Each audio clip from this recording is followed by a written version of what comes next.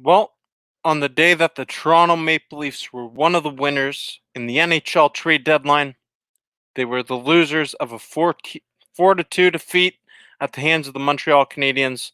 As always, I'm your guy, Jake. Welcome back to the Maple Leafs Media postgame show. Leave your thoughts, comments, questions, concerns, whatever in the comment section. We'll get to as much as we can to have a good show here. Make the most out of it. Right now, this is my mood. Although I'm not a fan of this move right here. He's disappointed with himself, and you do not need to headbutt the door. So that is the new goaltender of the Toronto Maple Leafs, one of the new goaltenders on the Toronto Maple Leafs. That is David Rittich. He's expected to be playing tomorrow night against Calgary Flames, his former team. Well, we can talk about the trades and David Rittich and all that some more later. But right now, we're going to talk about this game. And I think it's only reasonable for us to start off with this question. What on earth was Sheldon Keefe thinking? I'm not talking this entire game. I'm talking about with 2 minutes and 30 seconds left. The Toronto Maple Leafs don't have possession of the puck, and he yanks Jack Campbell to get the extra defender. Down by 1. Not 2, not 3. Down by 1. Sheldon Keefe pulls Jack Campbell with 2 minutes, 30 seconds left when the Maple Leafs don't have possession, and it's an easy goal for Thomas Tatar to really put the final nail in the coffin. Toronto Maple Leafs lose this game by a score of 4-2. I think that was a horrible decision by Sheldon Keefe. I'm not really critical of him too often, but this was a really bad decision, and you need to be called out for it. Sheldon Keefe, you cannot pull the goaltender with 2 minutes and 30 seconds, and you definitely can't do it down by 1 without possession of the puck. It's unacceptable. It's something that you should know as the head coach of the Toronto Maple Leafs. That needs to be cleaned up. We'll get to the comment section. Hockey is a 60-minute game, and the power play is a joke.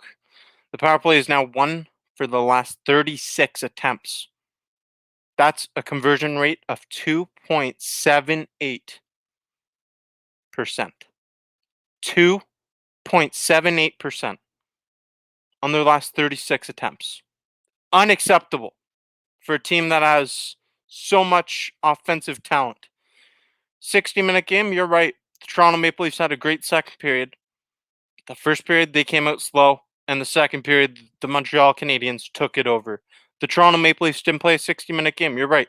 And the power play, it needs to be cleaned up.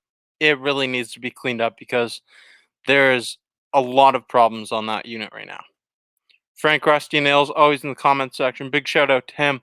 Says, I respect Jumbo Joe as a veteran of the game and definitely a future Hall of Famer. Easy Hall of Famer. He isn't doing much at all, and it doesn't help to be on the power play or on the final minute or at the final minute of the game when a goal is needed. Jumbo Joe, gotta call a spade. He's looked slow.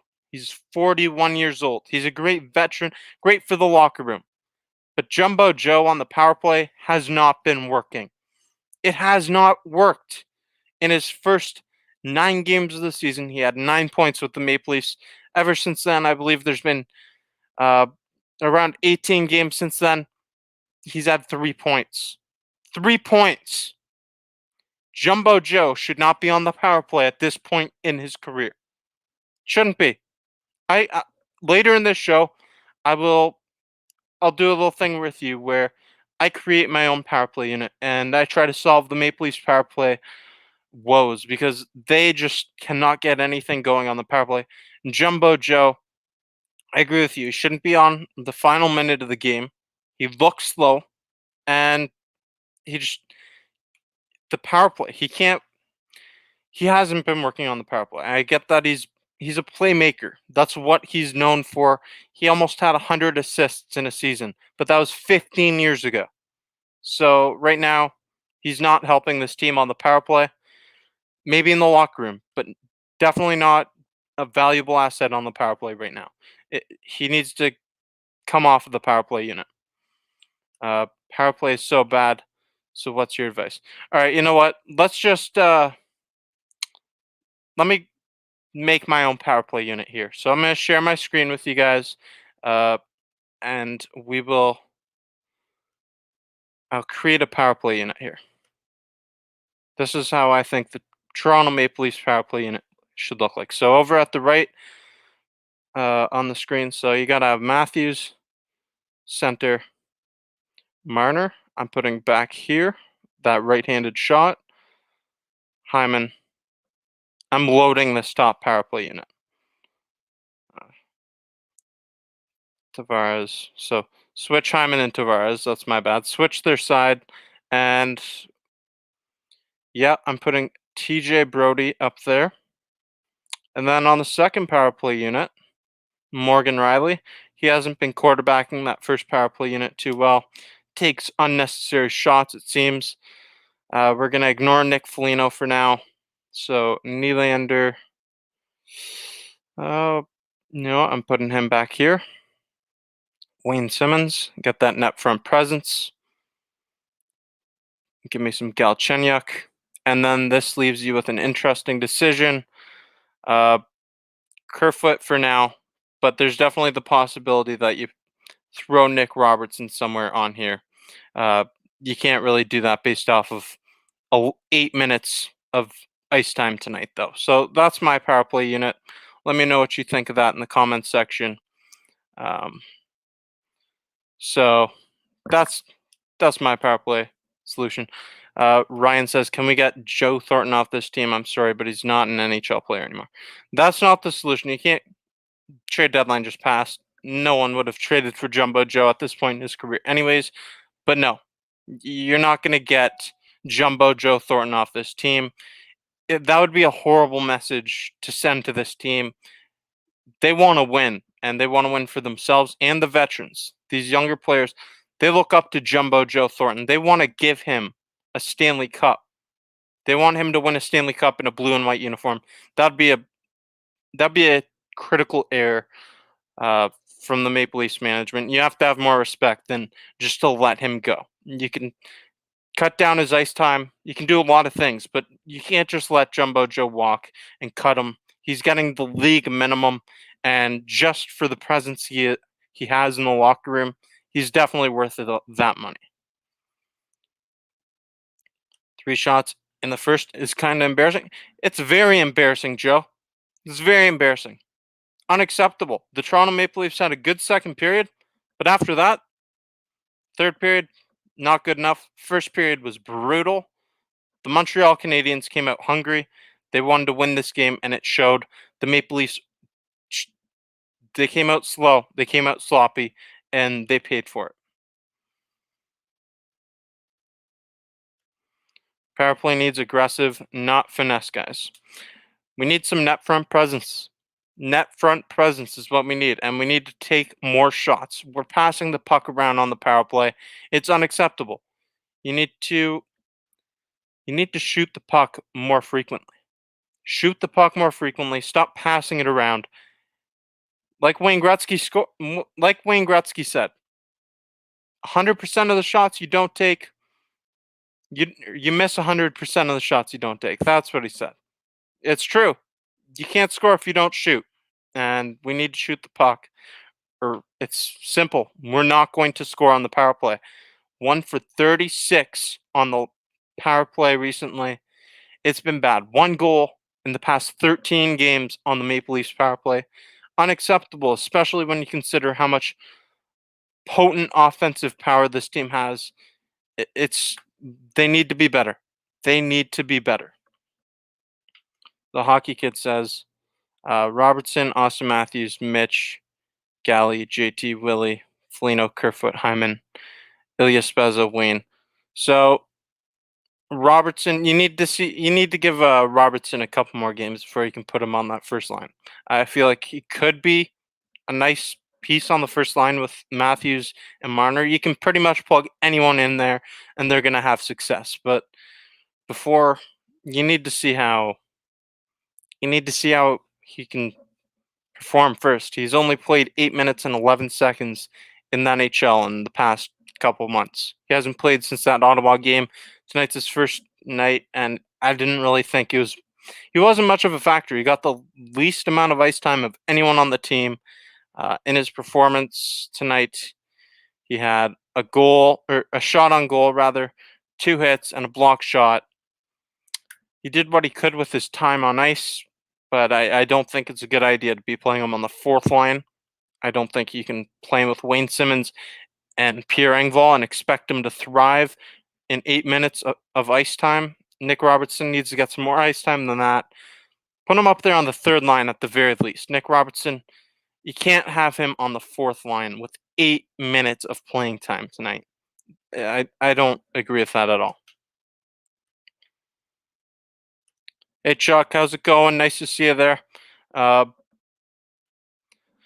So if you haven't already, please make sure you smash that like button and hit the notification bell to be notified every time new content's coming out. Big trade deadline today. It's been a hectic day. I pumped out a bunch of content. If you haven't checked out all the trade videos that I've released, make sure you check them out. But tonight, this game was unacceptable. 3 stars of the game. First star, Thomas Tatar, had 2 goals, the empty net goal that really put the final nail in the coffin. Second star, Austin Matthews. He had a goal for the Maple Leafs, and then Josh Anderson gets the 3rd star.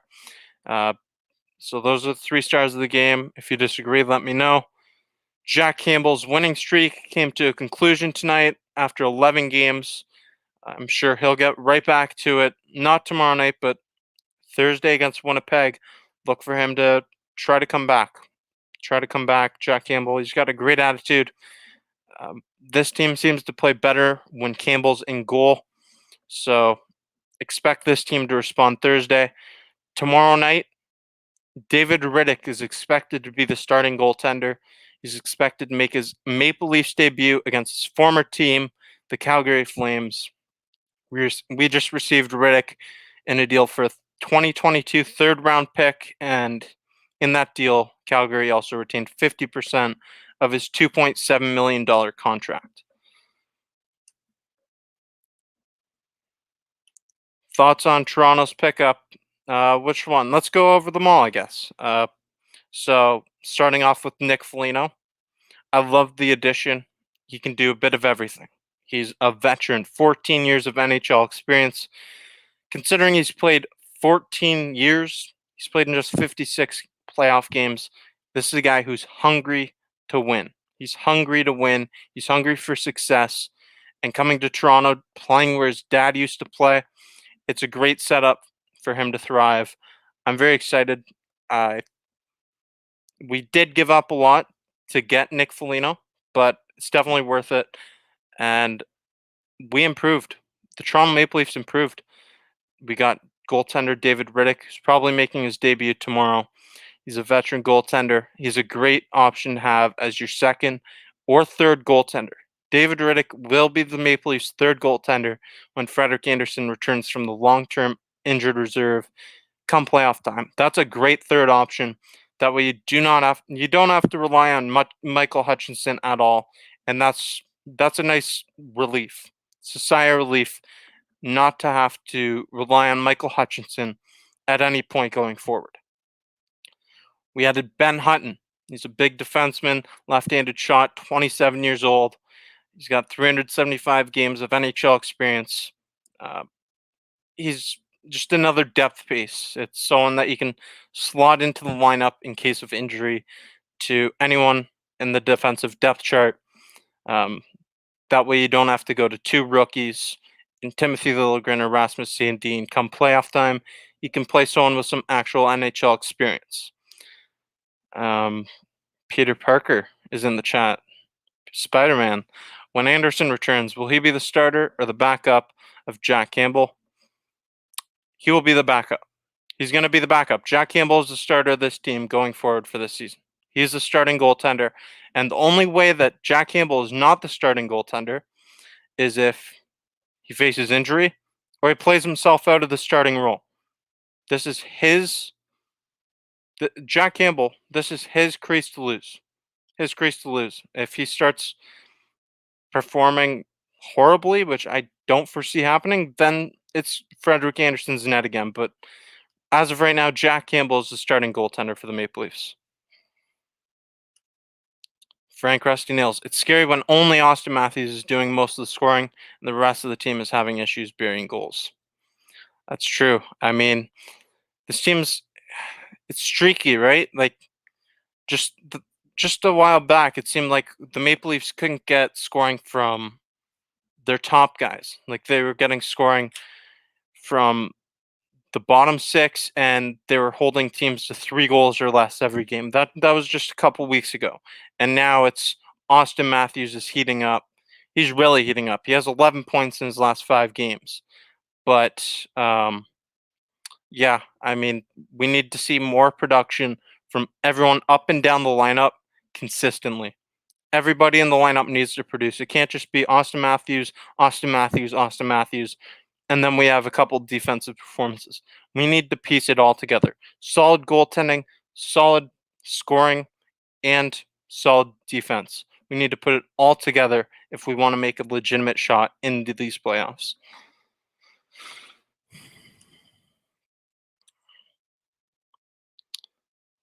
So back to that scoring stuff. Toronto, just 11 goals scored by the defense in 2021. How's that for a concern? 11 goals from the defenseman in 2021. It's not acceptable. I know that our defense has been good. It's been better than in years past, but they're not scoring, and there's no complementary scoring for the top 6. It's unacceptable. That's why we bring in names like Nick Foligno. I know he's not a defenseman. I'm well aware of it, but it's more someone who can add some more complementary scoring, and it's nice for the Toronto Maple Leafs. It was an off night for Toronto. It was an off night for sure. It was a really off night for the Maple Leafs. I don't think you can blame it on distractions. Montreal had the same distractions today. Trade deadline. They were just off tonight. Montreal was the better team, and the better team won this game, deservingly so. Toronto needs to rebound tomorrow night against the Calgary Flames. David Rittich should get his first start as a Maple Leaf against his former team. That'll be fun to watch. But as of right now, this is my mood for tonight. Although I'm not a fan of this move right here. He's disappointed with himself, and you do not need to headbutt the door. So I headbutt the door. I'm like, it's frustrating for sure tonight. Selman says Morgan Rielly has 28 points in 41 games, but only 4 goals.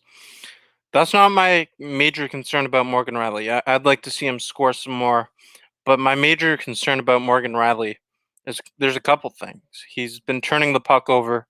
He doesn't look like himself. He doesn't look like himself, and he's had better years. This has been one of his worst seasons that I can remember. Morgan Rielly, he hasn't been the way he's been quarterbacking the power play. He's been struggling a lot, and you'd expect more from Morgan Rielly. But this season, our top defenseman has been TJ Brody. John says he was bad tonight. Wasn't his best game. Wasn't the best game for anybody on this team. But TJ Brody has been the Maple Leafs' best defenseman this season. Absolutely.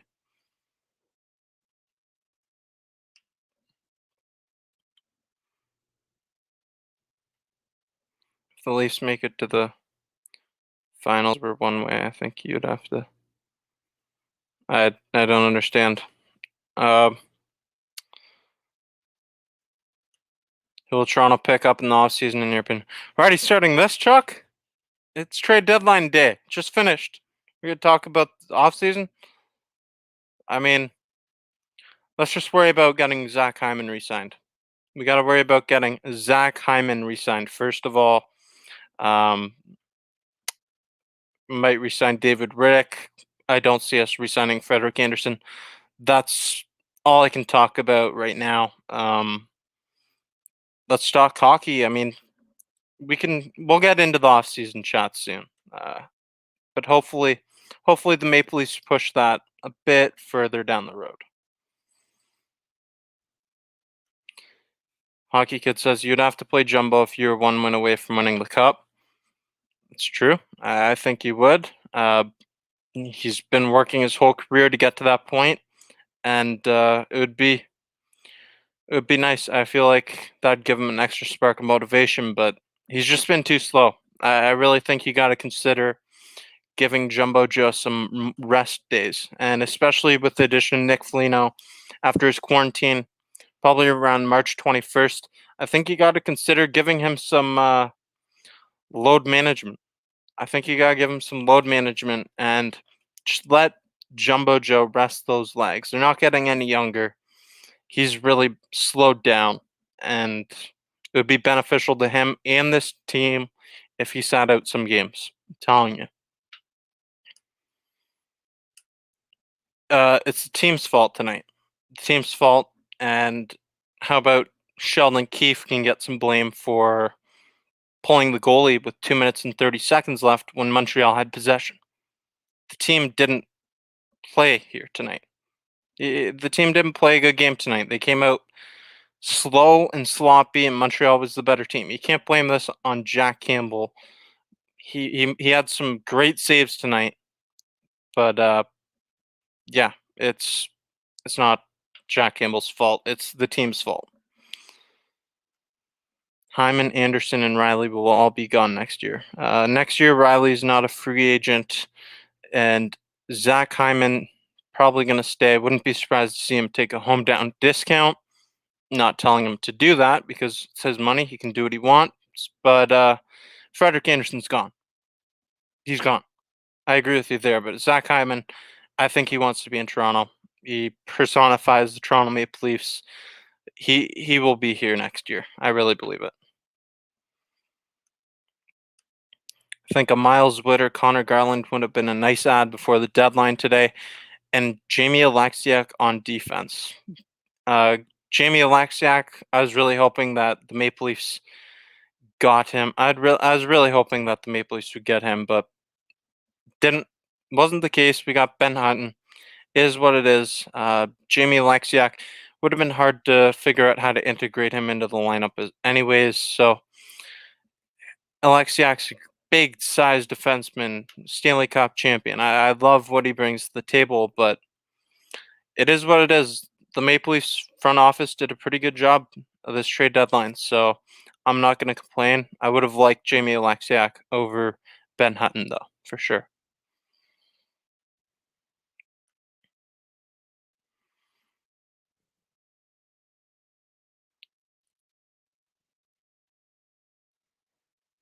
So tonight, Toronto played Montreal, as we all know, 4-2 season series thus far, and that leaves 4 more games between the Toronto Maple Leafs and the Montreal Canadiens in the next month. These teams are going to be seeing a lot of each other. Think they hate each other. Just wait. This next month's going to be exciting. And as of right now, Toronto and Montreal would be the playoff series. So these games, they matter a little extra. They really do. That you got to figure out the opponent. You have to figure out the opponent going into the playoffs. You want to have that psychological edge, saying, "Hey, we beat you this many times." So it would be nice to see the Toronto Maple Leafs take at least 3 of these 4 games in the next month against Montreal. And how exciting would it be to see a Toronto versus Montreal playoff series? I would love that. I really would love that. I think that Canada would be divided. Canada would it would absolutely be divided watching this playoff series transpire. It'd be an exciting time in Canada and for the NHL as a whole. I mean, Toronto, Montreal, the rivalry, it's going to continue, and I would love that playoff series for sure.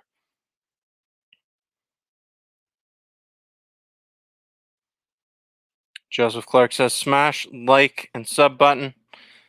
Thank you, Joseph. If you haven't already, make sure you smash that like button. Hit the notification bell to be notified every time new content's coming out here. I posted a bunch of new content today, a bunch of trade videos over the past 24 hours. Always got new content coming your way, so make sure you check it out.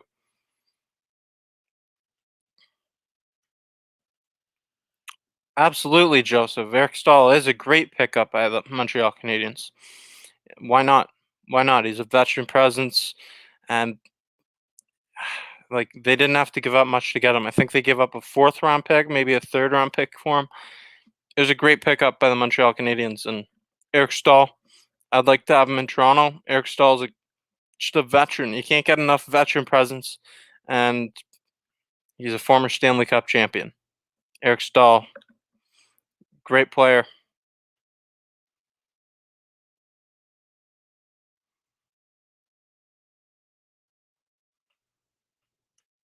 Gustafson doesn't scare us. Yeah, Eric Gustafson. I don't really understand what the Canadiens were thinking with that trade to bring him in. That was interesting. They really didn't give up much to get him, but wasn't really a fan of that move. It's the coach's job to have his players ready to play, and Keefe dropped the ball.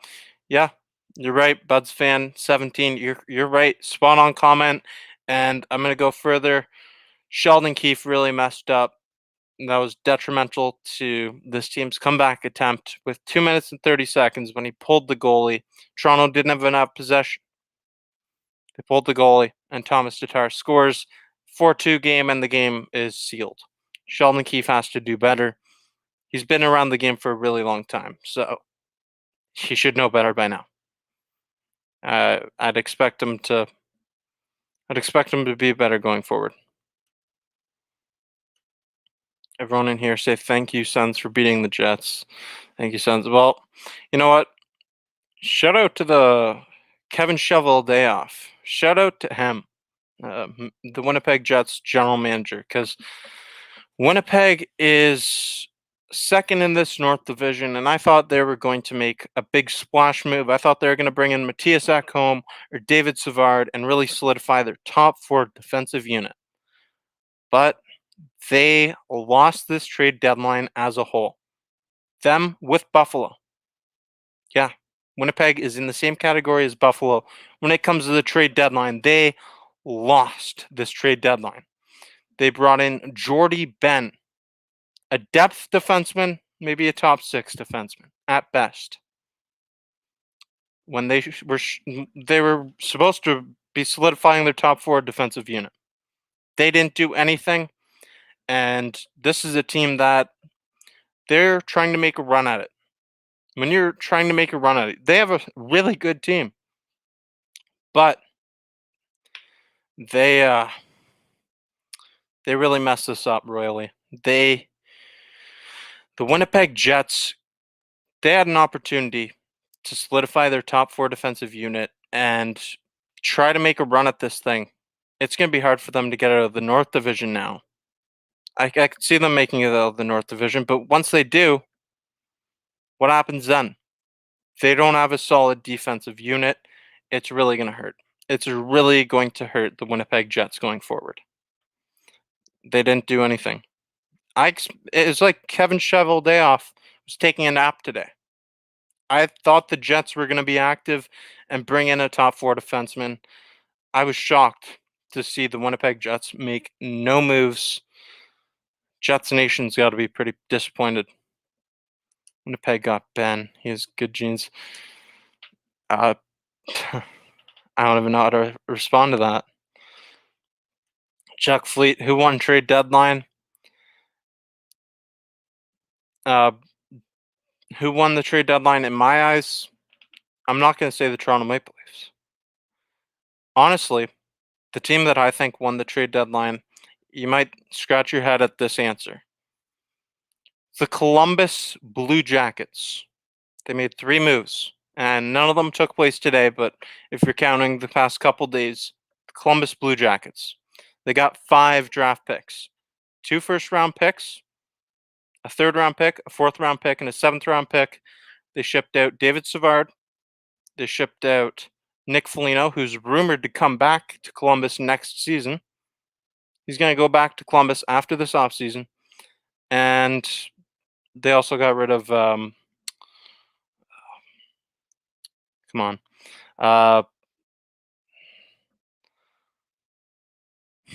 I'm drawing a blank right now.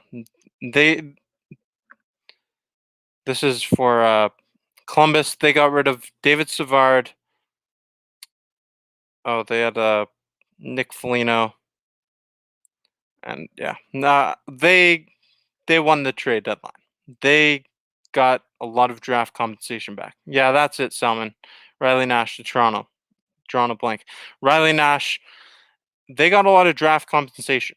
They didn't have to give up much. Players on 1-year deals, and David Savard, 1-year deal. Veteran. Riley Nash, veteran. Injured, long-term injured reserve. He's not going to play for them this year anyways. And then when you consider that they also got rid of Nick Foligno, their captain, but he's rumored to go back there this year, I think they absolutely won this trade deadline. We'll see how those draft picks work out for them in the long run, but I think it's Columbus. I really think you can make the case the Columbus Blue Jackets won this trade deadline. Donnie's with me. Columbus won by far. And I'm not saying Columbus won a specific trade. I'm not saying they won this Foligno trade. I'm saying they won the trade deadline as a whole. They had a really good trade deadline. They're a rebuilding team. They got rid of a lot of assets, and they got a lot in return, a lot of draft compensation. Just look at what the Buffalo Sabres got in return. The Buffalo Sabres, along with the Winnipeg Jets, were the biggest losers here. They lost Taylor Hall, Curtis Lazar, and Brandon Montour. And they got a second and a third round pick with Anders Bjork. Bjork is maybe a third line, fourth line winger at best. Not much scoring ability. That's really difficult. Chuck says, I say it was Boston that won. You could say Boston won just based off of that trade for Taylor Hall. But again, they won that trade big time. And that was probably the biggest steal, biggest splash move. But I don't think they won the trade deadline as a whole. When you collectively look at everything, I think you really have to consider the Columbus Blue Jackets winners of this trade deadline. It might sound crazy to some, but the draft compensation they received is it's a lot.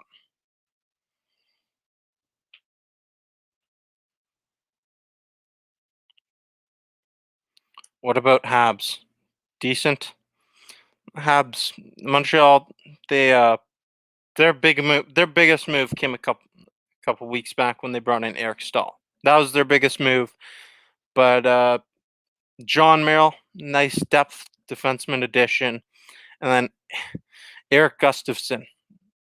They give up a 6th round pick for him. I really wasn't a fan of that move. I like the John Merrill move, and I like the Eric Stahl move, but I gave them a C- grade because they really didn't do much, and they could have definitely done more to solidify their forward group. They have Brendan Gallagher out, and they could use another addition, but I don't think they had a really good trade deadline either. Let me show you how bad Buffalo got fleeced. Sam Bennett. Yes, Sam Bennett brought in more for Calgary than Taylor Hall did for Buffalo.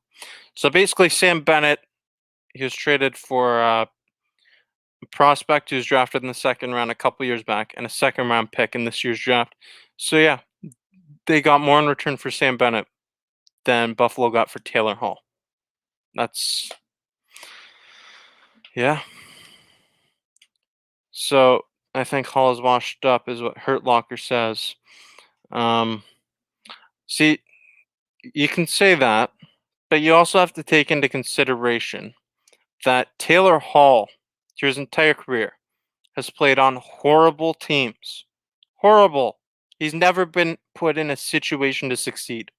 Look at the teams he's been on: Edmonton, New Jersey, Arizona, and Buffalo. Taylor Hall's not the player who can drive a team. He's not Sidney Crosby. He's not even close. Taylor Hall had one MVP season. He's a player who can give you nice complementary scoring and be a nice asset for your top six forward group. He's not a superstar talent. He might be a star. He's not elite, and he's not a superstar. He's a star, but he's none of the others. Taylor Hall, I don't think it's fair to say he's washed up. Give him a chance in Boston. I didn't want him here in Toronto. I just didn't think it was a good fit. I think it's a nice fit in Boston. It's a good chance for him to rejuvenate his career. We'll see how he does there. We'll see how he does, and then we can have this discussion again. I really don't think he's washed up. He really struggled with Buffalo, but that situation is horrible. It's a toxic environment in Buffalo.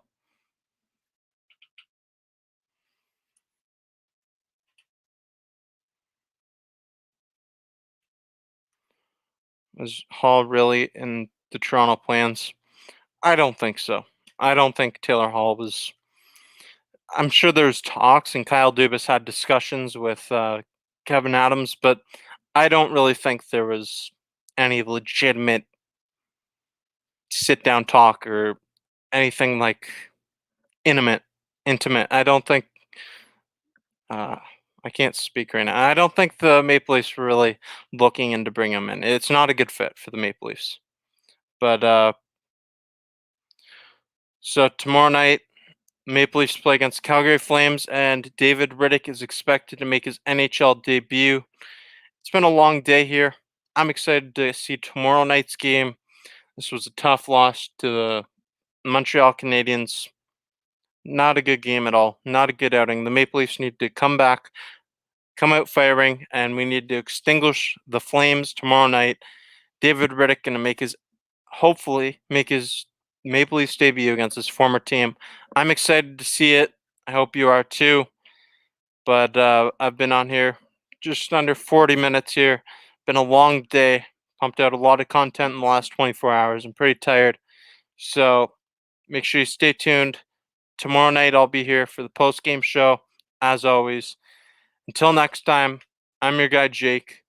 Go Leafs, go.